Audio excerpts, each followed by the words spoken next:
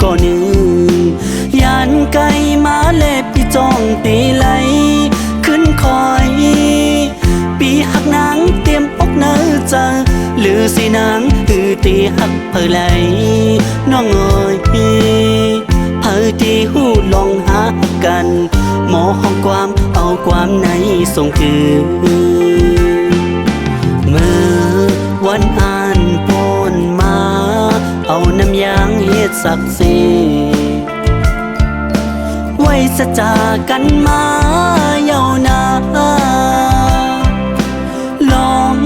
หาหักกันนำหายไว้ปีอันหักน้องต่อโจเปิดท่าปียุ่งใจนาอำหึงอันมือถึงตีปังซ้ายน้องอยู่โหเจอใจเฮาในกลุ่มเปลี่ยนอันใครจำยันกับกำโจเขาย้ำละใส่เจอหักก็มีตีสู่น้องก็หรือสีน้องหักไหลเปิดหมอห้องความเอาความในส่งคืน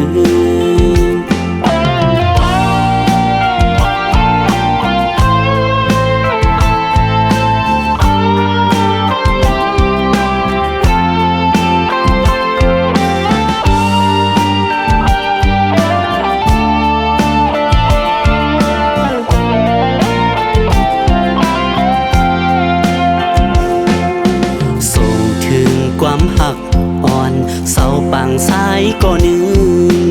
ยันไก่มาเล็บพี่จ้องตีไหลขึ้นคอย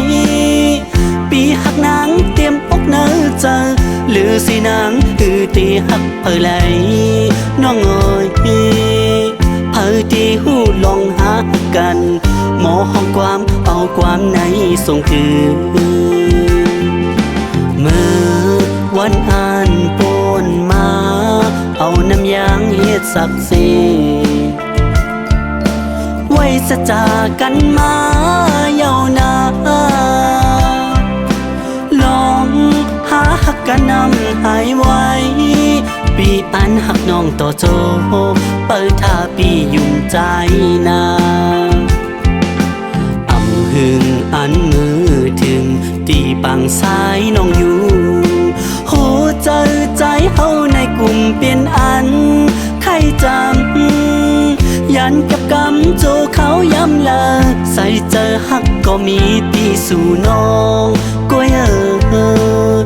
หรือสีน้องหักไหลเปิดหมอห้องความเอาความในส่งคืน